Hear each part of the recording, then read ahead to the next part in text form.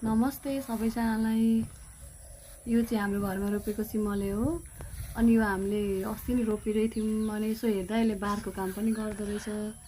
अनि हजुरहरूसम्म चाहिँ मैले जानेको यसको सिमलेको बारेमा केही कुरा राखौँ कि जस्तो लाग्यो। अनि यो सिमले भनेको चाहिँ महत्त्वपूर्ण कन्दबालीमध्ये एक हो। यसको अङ्ग्रेजी नाम चाहिँ कसबा हो र वैज्ञानिक नाम भनेको मनी हट स्कुलेन्टा भनिन्छ यसलाई। अनि यो चाहिँ सिमलेलाई गर्मी मनपर्ने बाली हो।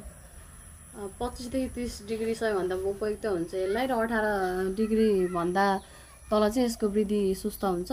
कम वर्षामा पनि यो बाँच्न सक्छ। समुद्री सतहदेखि करिब 1500 मिटरसम्म राम्रो उत्पादन हुन्छ। नेपालमा विशेष गरी तराई, भित्री मधेस, केही तल्लो पहाडी क्षेत्रमा पनि यो हुन्छ। कसरी रोप्ने भन्दा यसलाई बिउबाट होइन, यसको डाँठबाट रोपिन्छ। 20 देखि 25 सेन्टिमिटर लामो डाँठ काटेर रोपिन्छ। उत्पादन अवधि भनेको 8 देखि 12 महिना लाग्छ।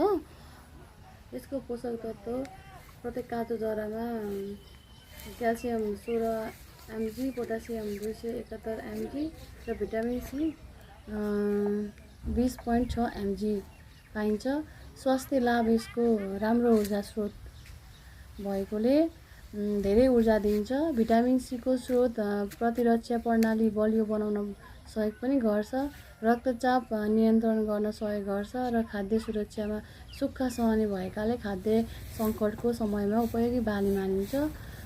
यसको प्रयोगबाट हामीले तरकारी, चिप्स, फ्रेन्च फ्राई, पिठो, ब्रेड, केक, बिस्कुट र नुडल्सहरू बनाउन सक्छौँ। र यसको मुख्य फाइदाहरू भनेको चाहिँ उच्च ऊर्जा, सुक्खा सहन सक्ने, र यो हामीले रुखो माटोमा पनि उत्पादन गर्न सक्छौँ। अब हामीसँग धेरै लगानी नहुँदाखेरि, लगानी गर्न केही कुरा गरौँ भनेर, केही उत्पादन गरौँ भन्दाखेरि हामीले यो सिमले खेती पनि गर्न सक्छौँ।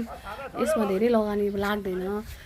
यसको फाइदा पनि धेरै भएको कारणले अहिलेको स्थितिमा यसमा पाइने भिटामिन सी हामीले यसलाई रुखो माटोमा पनि उत्पादन गर्न सक्छौँ। र यसमा पाइने भिटामिन र पोटासियम प्रचुर मात्राले पाउने भएको कारणले हाम्रो इम्युनिटी पावर पनि यसले विकास गर्छ।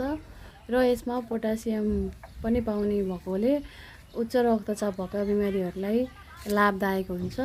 र यो प्रयोग गर्दाखेरि सुगरका बिमारीहरूले चाहिँ यसमा धेरै मात्रामा कार्बोहाइड्रेट हुनाले सुगरका बिमारीहरूले प्रयोग गर्दाखेरि चाहिँ सचेत भएर प्रयोग गर्नुहोला। हस् त, धन्यवाद।